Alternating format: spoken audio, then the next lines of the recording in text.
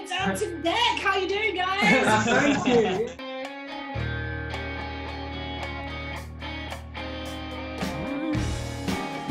It's like watching a film, but then all of a sudden we're in a film. Roughly 5,000 metres above sea level. To give you an idea, that's about 700 metres on top of Kilimanjaro. Gracious Saka, so good.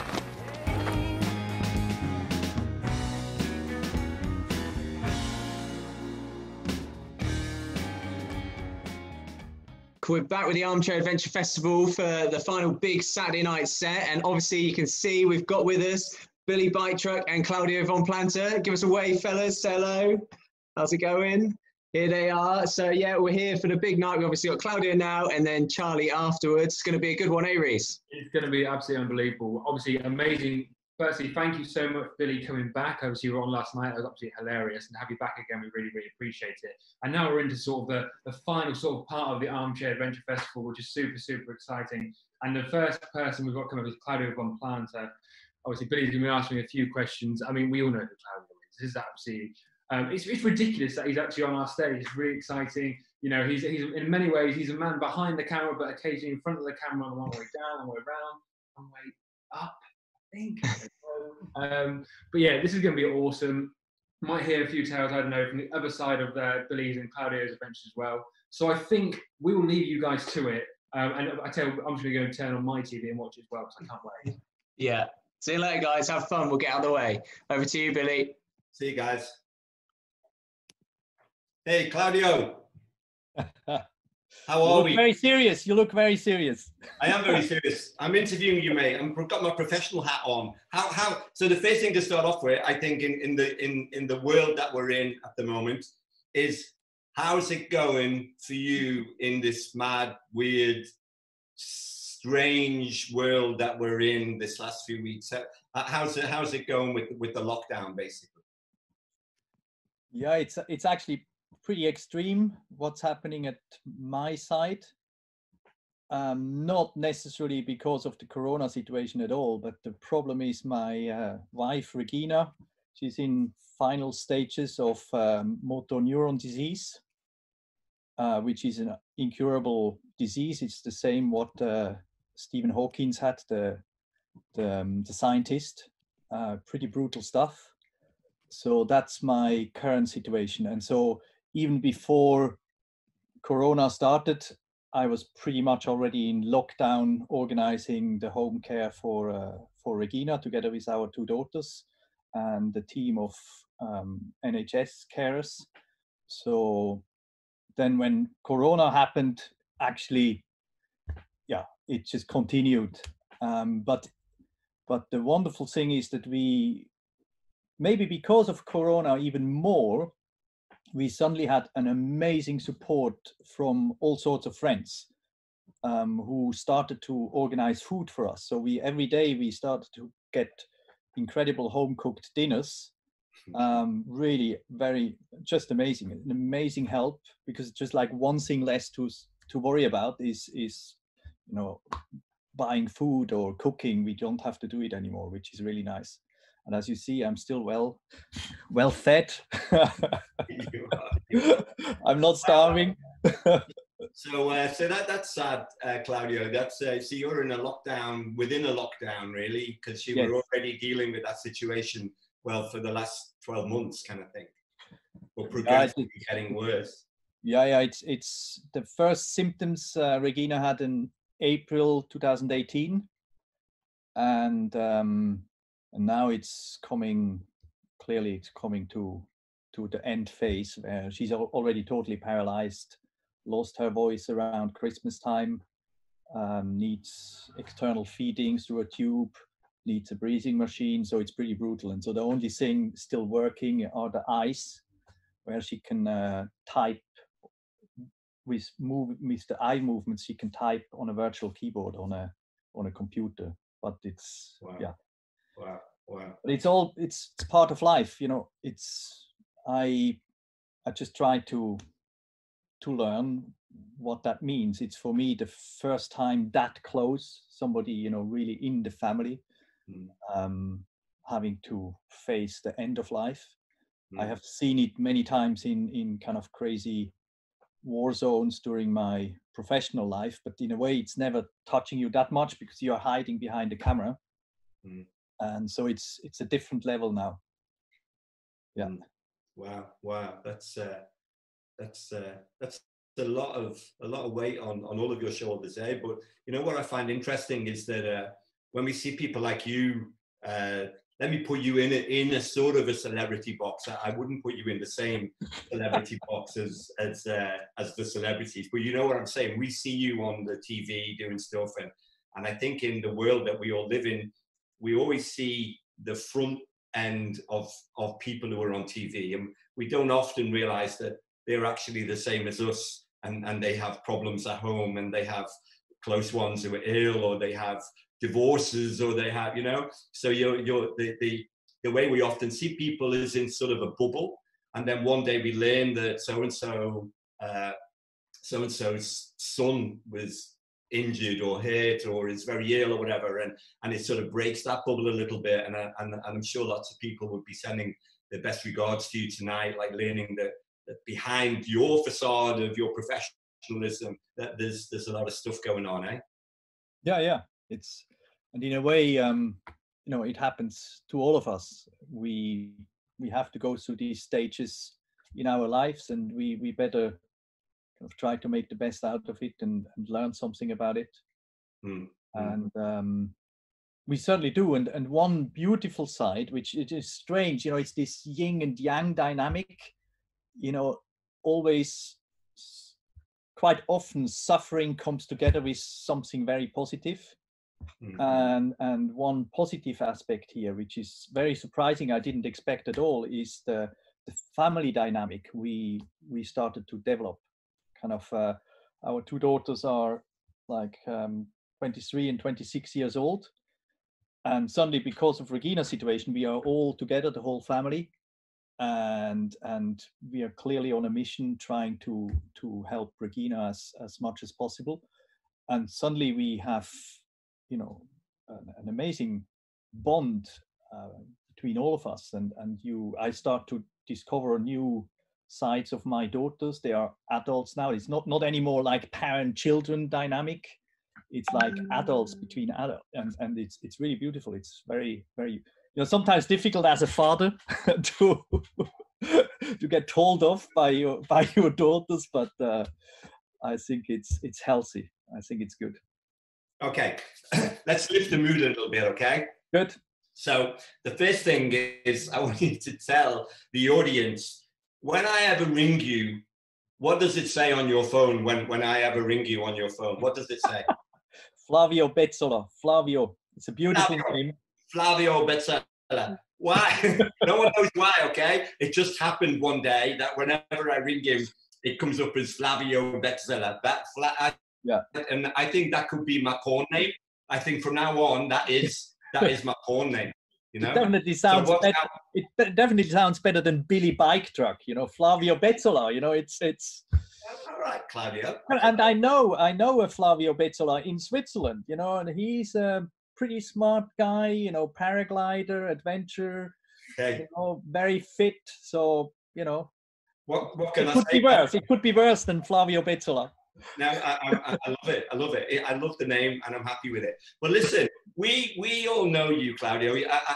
You know, I don't hide it. I think you're a star, and I have massive respect for you. But I think most people, certainly most people that I come across, probably just know you for Long Way. You know, they know of the Long Way Round, Long Way Round, but maybe Race to Dakar as well. You know, because I think in the Long Way series, in both of the Long Way series, you were actually both ends of the camera. We often seen you were a character playing your own role in the show. In Dakar, less so. You were much more behind the camera then. However, what I want to touch on tonight, we'll get to Long Way later on, but what I want to touch on tonight is who you are from the beginning.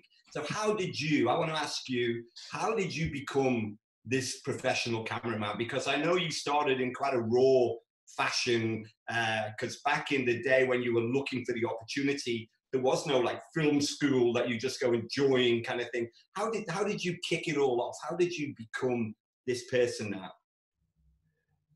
So I try to kind of, in a nutshell, I try to be kind of keep it short. So I grew up in Switzerland, and my parents had this idea that it's pointless to travel and go abroad before you know your own country, which meant I was basically locked into Switzerland until the age of 16. I think the first time I got out of Switzerland, I was 16, and I managed to get to Germany. But obviously in my head, it was building up. I want to see more. I want to see the world. And then growing up, I always felt, what kind of profession could you choose to give you a pretext to travel and discover the world? And so I thought about journalism, but I wasn't very good in writing because I was a little bit dyslexic, and if you speak Swiss German, it's never really proper German, and so just writing wasn't my thing. But I was always quite technical, so I liked the idea of images, and even better than stills images, films. And at school, I did little kind of amateur films for fun. And so when I was in my first year at university, where I studied political science, because I thought that's maybe a good kind of direction to go direction journalism. I felt maybe in my holidays I could try and make a news report, and I thought, it can't be that complicated. If you watch a news report, that you analyze a little bit what they do at the TV, you can easily do the same. You pick up a camera and you get the shots and you cut something together. And the key was, I felt I need to go somewhere extreme where I don't have competition. And at that time in 1985, lots of the news reports, they were focusing on the conflicts in Latin America, Nicaragua, El Salvador, and so on. And I was interested to look at conflict zones, but I knew I can't go to Latin America, and I decided to go the other direction to Afghanistan. And at the time, everybody knew there was a war in Afghanistan. The Russians invaded in 1979. So in 85, it was already 6 years of war, 1 million refugees in Pakistan, 1 million refugees in Iran, but no reports, nothing. So I said, that's where you need to go. And I had previously already some serious military training in Switzerland. So it was not completely, totally naive. It was pretty naive. Can I just jump in here? Because what people don't know, it's like, so when Long Way Round, I'm just going to jump ahead for a second. Yeah. When Long Way Round came about, and they said to you, so we're gonna be riding the bikes every day. We're gonna be riding from London right through across Europe, through Eastern Europe into Russia. It's gonna be really tough, And A, you're military trained, like hardcore military trained, and B, you've traveled all over the world reporting from the scene in war zones, in the midst of it all. I'm sure Charlie and Ewan were saying, it's gonna, and you're thinking, it sounds like a holiday, sort of for sure, Yeah, it's I have seen worse than Long Way Round. That was actually. So you decided to go to Afghanistan because A, nobody else was there, and B, it was going to give you that opportunity to do your thing, to learn and plow your trade, as it were. So I was politically interested always. History and politics was always important, and I had this idea of, could I try my luck and create a news report? And I needed to go somewhere where nobody else goes, or very, very few people.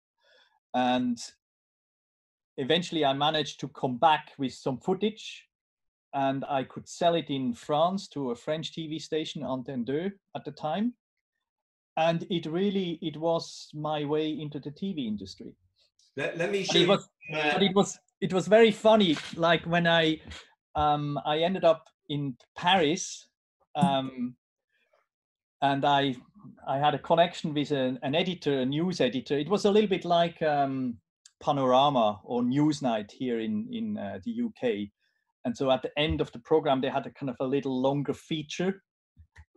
And the editor said, look, it's quite exclusive to have footage from Afghanistan. Definitely we will cut the piece together, and I give you my best editor to cut it.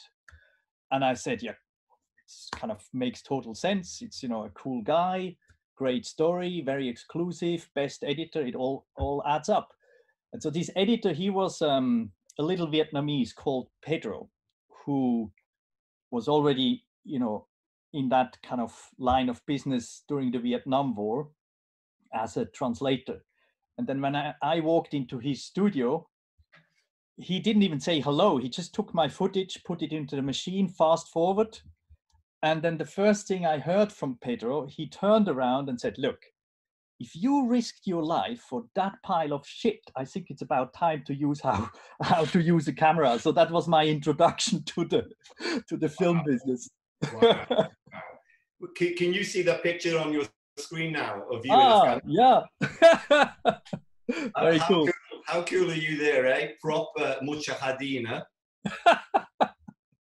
Yeah, the beard was lacking, you know, no beard. Yeah, I think you probably... the Afghans never took me seriously. They never took me seriously, you know. And I pointed this out yesterday when I did my chat yesterday. I mean, look at that camera. Yeah, Bordeaux. It was quite an amazing machine. I still have it here. No way. Yeah, I still have it. But that's a film camera though, yeah? Yeah, it was Super 8. Wow. Like one of the top range of the Super 8 cameras at the time. And I mean, I use some of these pictures in my chat because they're so cool. I mean, this is you, like, what, not you know, this guy isn't firing this for fun. Clearly, this guy is in action, and you're there filming him. And surely, in fact, the next shot says it even better. Surely, he and you are targets. Tell us about this shot. I mean, it looks proper dangerous. Yeah. This was quite an incredible trip. This was a commander called Karim. He was part of Hezb Islami. These are the kind of the most extreme fundamentalist group under the leadership of Hekmatyar. And Hekmatyar at the time, this was still full-on Cold War. So the Russians, you know, invaded 1979, and then you know, the Americans, they were still trying to defend their kind of zones of influence. Obviously, they were totally pissed off about the Russians kind of suddenly controlling Afghanistan. So they started to use, as they always do, you know, all over the world, they started to kind of proxy, you know, a proxy war, and they started to deliver weapons to Afghan mujahideens fighting this guerrilla war against the Russians. And Hekmatyar with Hezb Islami, because they were the most extreme, they were the first ones who received Stinger missiles. Stinger missiles were the ones to shoot down helicopters. And so Commander Karim, he was one of the his Hekmatyar's people. And we managed to spend 2 weeks we spent with him. But I realized it became pretty dodgy because they had this ridiculous routine every evening before the evening prayer at 5 o'clock. He just shot a bazooka across to the Russian side near Bagram Airport, that's north of Kabul. And I just felt that's a little bit strange. You know, it will not take much time for the Russians to know exactly the position where this bazooka is coming from every evening. So, and what happened in the end, or is there an end? In the end, they got all completely slaughtered and bombed. And so, fortunately, I was just out there like a day before, so I was very lucky. Wow. So what happened to this guy? Yeah, they got all killed. They didn't survive. Wow, that's pretty full on. Yeah. What about this shot? This shot is a pretty incredible. It's an incredible shot. It looks. I think it's the side of a water tanker at one stage. What's it? Yeah. There's so much debris all over the country, so much destruction. And the war, and still the war still goes on today. It's crazy. Except it's sort of swiveled round a little bit now, eh? From one David and Goliath to another David and Goliath. Yeah, and you know, the amazing thing with Hekmatyar, that kind of extremist leader of Hezb Islami, of course, later when the Taliban took over in '96, Hekmatyar then just kind of changed the name, and he became one of the key Taliban commanders. And that guy, he's still alive today. You know, most of the Mujahideen commanders, they died, you know, during the war eventually. But Hekmatyar is still around. He's still there. Wow, wow. Yeah. And this is an interesting one. This one, if you can see the guy on the right clearly. So, and this is a great revelation, I think, for the audience. But, you know, Claudio Von Planta was one of the very few people in the world who've interviewed Bin Laden. Bin Laden there on the right of the screen. I mean, how did that come about? I mean, interviewing Bin Laden, for God's sake. I mean, what kind of a man are you, Claudio? You just need to be naive enough, and then you just stumble into this situation, you know. How did you make that happen? I mean, clearly don't give us information that you can't. But how you know, in a nutshell, how did that happen, and how come you're still alive? Yeah, what happened is I had Afghan experience, you know. During 1985, 96, I did 3 trips, and I spent about 6 months in Afghanistan altogether. And so I had a certain understanding how you function in that country. And then, you know, I did many other things in my career, news reports, mostly current affairs stories, longer films as well. And then in 96, I got approached by a very experienced investigative journalist here in London, kind of old school. His name was Gwyn Roberts. And Gwyn, he was an expert in, you know, Islamic fundamentalism. He had lots of connections. He cultivated connections, you know, in the Middle East over many, many years.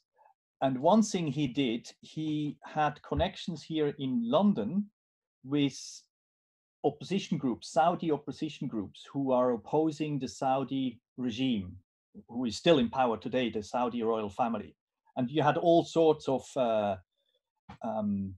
Saudis who just were not happy about the current situation in Saudi Arabia. They felt it's a disgrace, you know, it's a complete corrupt regime, it's nothing to do with Islam, and it's the place of the holy cities, Mecca and Medina, and we need a revolution to have a proper Islamic regime there. And so Bin Laden, he was, and his people, he was one of them, you know, one of that, you know, movement.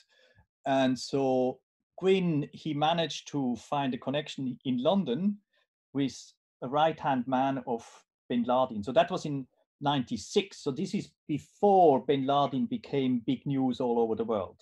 But only experts knew that this man, you have to watch him because he has a lot of influence in the Islamic world. And so Gwyn managed to develop these connections. And he got a commission from Channel 4 to do a dispatches program. And he knew that Bin Laden is in Afghanistan. It was just at the beginning of, like, basically the Taliban took over in Afghanistan in July 96, summer 96. And we then went in November. And basically it's just when Bin Laden escaped from Sudan, because the Americans tried to hunt him down in Sudan. But then he escaped and he got protection by the Taliban. And so Gwyn asked me to help him to get there because he was never did anything in Afghanistan. And that's how I got on board to be effectively the cameraman for Gwyn. And you know, the whole story was based on Gwyn's research and his connections, quite impressive. And as I say, I stumbled into it. I didn't even know at the time who Bin Laden was. I heard the name, but I didn't really know exactly. So, and tell me, I remember vaguely you telling me that when you got to a certain point and it wasn't literally fly in and get a taxi or a minibus or a 4x4 to go to the caves. How long did it take you to actually get to Bin Laden? Yeah, it took about 3 weeks. Wow. And yeah, it was very precarious, and you know, for quite a long time we were not even sure whether it will be possible, or whether, you know, our man in London, who, you know, who was our get-to man, the middleman, you never knew whether, you know, he's just telling you nonsense, or whether it's for real that he had this connection. But the funny thing was, you know, this is before 9/11. And so that's before we had all these crazy airport security checks. We didn't have it in that way in the 90s. So I wondered already when we checked in Heathrow, you know, Oscar, that was the nickname of our middleman. So Oscar walked up in you know, at the airport with 2 suitcases, one suitcase full of dollars and the other suitcase with one of the early generations of satellite phones, to, you know, bring it to Bin Laden. But at the same time, you know, he was shit scared. He was sweating, and he was constantly asking me for reassurance. Do you think this is safe? Do you think I can do this? You know, like, what can I say? It was very bizarre. And then during the flight to Pakistan, the main mission for Oscar, probably to calm him down, was trying to convert me to become a Muslim, because that's anyway the best thing you can do as a Muslim, to convert somebody else, because, you know, that's a good thing. And so probably that was just keeping his mind busy so that he doesn't have to freak out too much. And Wow. then the next strange thing was when we finally arrived in Pakistan, I thought, look, this is like one of the top terror organizations in the world. Obviously, they operate very smoothly, and I don't have to worry about anything. You know, somebody will whisk us away at the airport. And it didn't happen at all. We arrived in Peshawar at the airport, and Oscar was standing there with his 2 suitcases, you know, panicking even more, because he was very afraid about the Pakistani Secret Service, that they might arrest him. And because I had a history before, he was already before in Afghanistan fighting with the Mujahideens and so on, and apparently got into trouble in Pakistan, so they knew him. And there he was with his suitcases, panicking. And eventually we only got into Afghanistan through my connections I had from my previous trips. And nothing was organized on Bin Laden's side. So, wow. Yeah. I mean, this is like, it sounds not even funny, but 2 things. One is, it sounds like me when I was with you in Iraq and Kurdistan, in terms of I'm Oscar, and then and also the whole thing sounds like a film. I mean, you know, the stuff that you've done, particularly this one in particular, but I've heard a lot more of your stories, remember. So, but this one in particular, that's proper full on. And if I remember rightly, when you finally did that last piece to the caves where Bin Laden was in hiding, you were put in hoods. Yeah. They obviously were quite careful about safety and security. And one thing actually was, they didn't allow me to film myself. I had to train Oscar to use my camera to film it. And that was again a kind of a paranoia thing, where they were anxious that, you know, like Secret Service people could pose with cameras and battery packs and then kind of use it as explosives to kill Bin Laden. Wow. Which they actually did themselves. You know, they played that trick themselves on Ahmad Shah Massoud, this other Mujahideen commanders who was fighting the Russians, and he was an opponent of Bin Laden's people. And so just before 9/11, like the day before, they killed Bin Laden's people. They killed Massoud with a TV team who used the battery pack as a explosive device. And so in my situation, and that was strange, you know, I had to teach Oscar how to use a camera and change tapes and how you set it up and whatever. And maybe, you know, all later on, suddenly became the fashion that Bin Laden sent videotapes to Al Jazeera.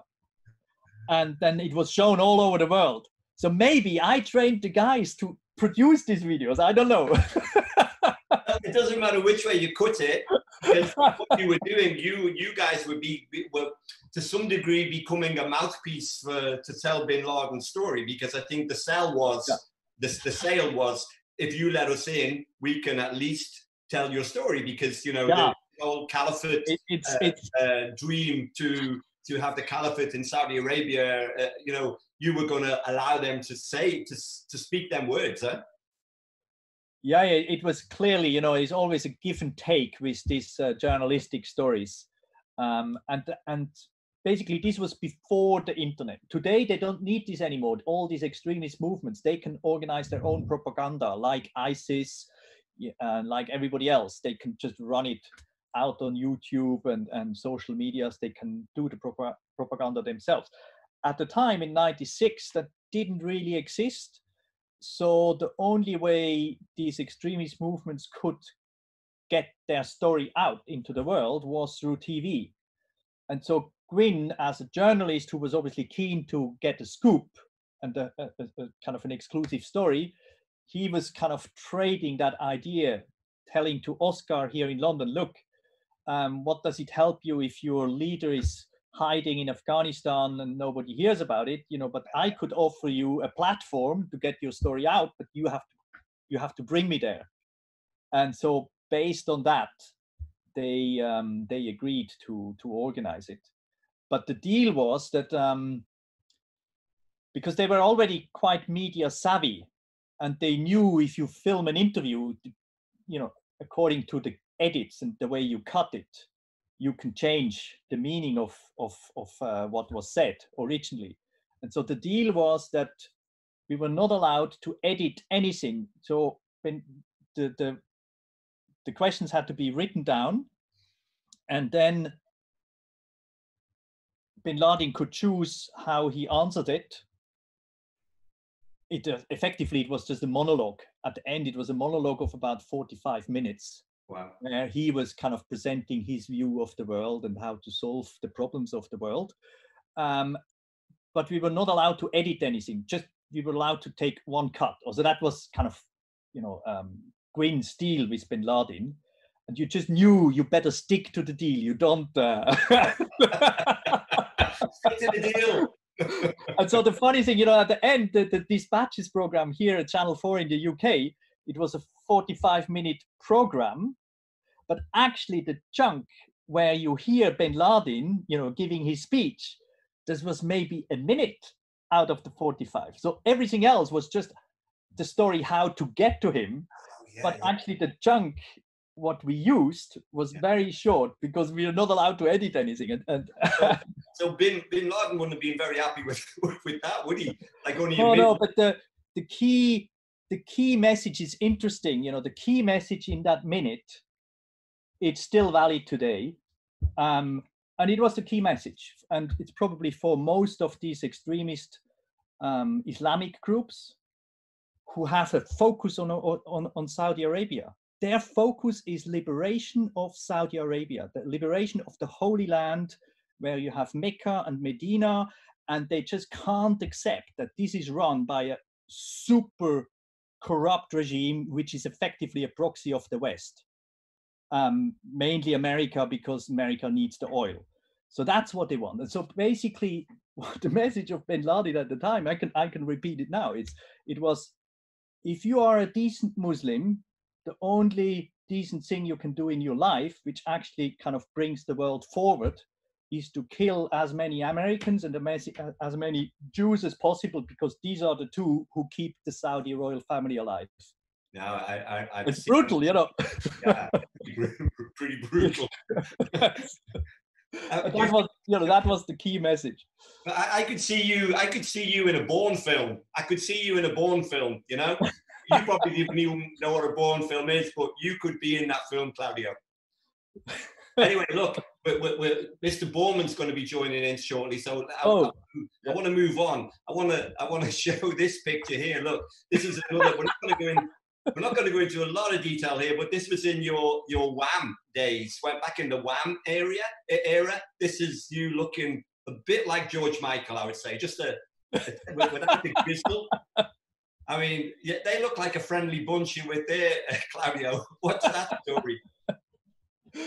Yeah, so that was in New Guinea, the western part of New Guinea. So not Papua New Guinea, but the western part, which originally was called Irian Jaya. And it was a Dutch colony until 1965. And then the Indonesian army invaded the place and took over. So that's the western part of New Guinea. But the indigenous people, the Papuans, you can see them here, they completely opposed this invasion because, you know, Dutch colonialism was just replaced by Indonesian colonialism. And so they started a kind of a rebel movement against this Indonesian occupation.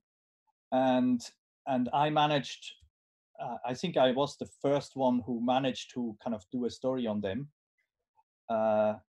And it was a pretty extreme operation. Very. I mean, the first picture was extreme, but this is even more extreme. I mean, you're up above your waist, kind of thing, in swamp or whatever. I mean, and I see all your camera gear is in sealed containers floating. It was just the beginning of professional video cameras, you know, Betacam, and you can see the size of the camera is ridiculous. It was just huge. And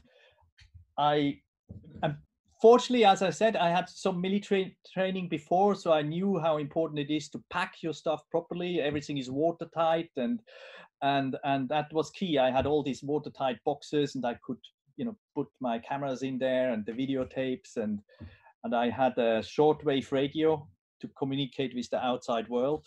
That was important as well.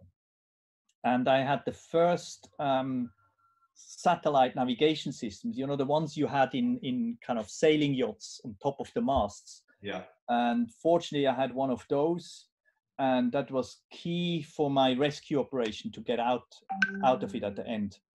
But it didn't go that well, the rescue operation, if I remember rightly. No, I survived, but it was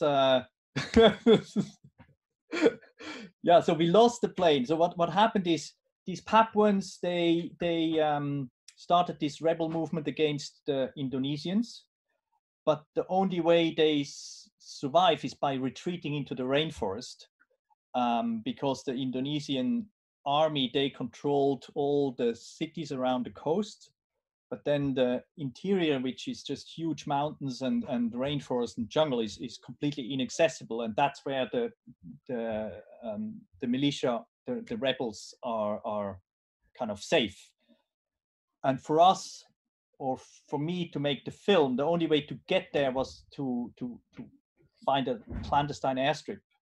And a friend of mine, he made that happen. He approached one of the guerrilla commanders, went inside on foot, and they built an airstrip in the rainforest over 2 weeks. And then he gave me a radio call. I was waiting in Australia, and I had a Swiss pilot who worked as a mission pilot before in New Guinea, and he knew exactly what happened with the Papuans. It's effectively genocide. You know, the same thing what happened with the Indians in North and South America, or the Aboriginals in America, in Australia. The same thing happens today, right now, as we speak, in Irian Jaya in New Guinea, except because it's happening today and it's so embarrassing, nobody talks about it. But that's what's going on. So these Papuan rebels, they built this airstrip, and I had this pilot who was willing to fly me in. You can see the plane here. The problem was he couldn't take off anymore, so we lost the plane. Wow. and then we knew, when you lose a plane and the pilot doesn't come back to an airstrip, you know, we left in Australia in Thursday Island. That was our last airstrip in Australia. The pilot said he will be back in the evening. So if he doesn't come back, then automatically there will be an alarm. And we knew the Indonesians will hear about it. Then they start search operations with helicopters. So it was too dangerous for us to stay. So we left the plane behind and just disappeared into the jungle. And then it took me 6 months to get out again. First I had to, first I shot the film, and then I had to make sure all the tapes were smuggled out through Papua New Guinea back to London. And once I knew all the tapes are safe, then I said, okay, I can try and organize my own rescue. And so fortunately, I had a friend which I knew from Afghanistan who had good connections. He organized a helicopter rescue. So yeah, it was crazy, but it worked. It's Well, to tell you what, I think the audience are really getting more of a feel of who Claudio Von Planta really is, like, you know. So you know, I'm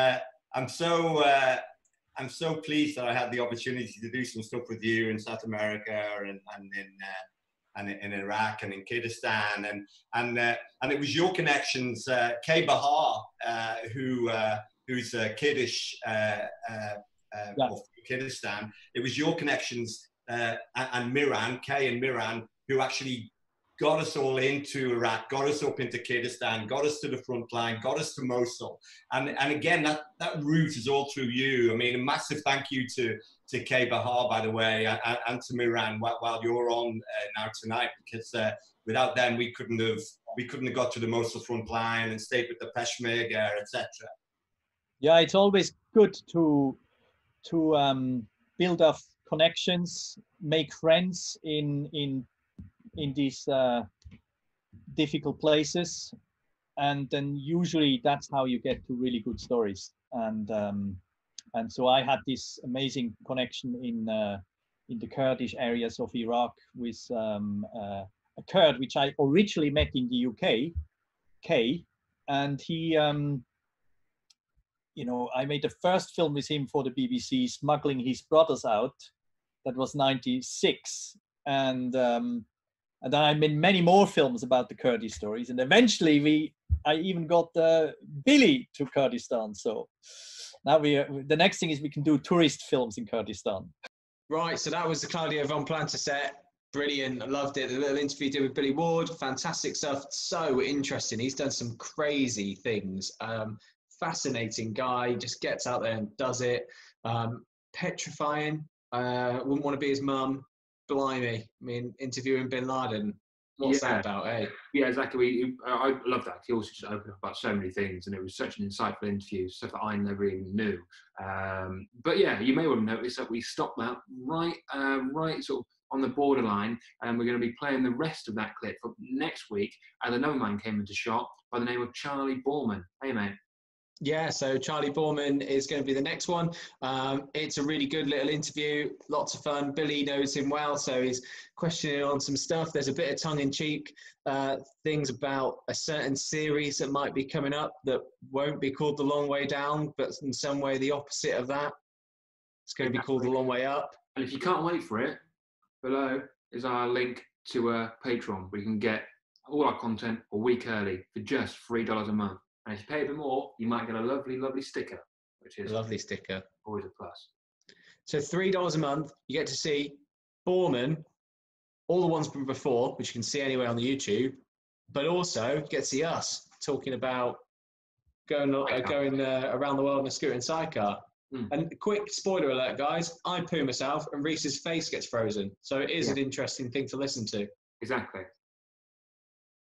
See you there. See you there.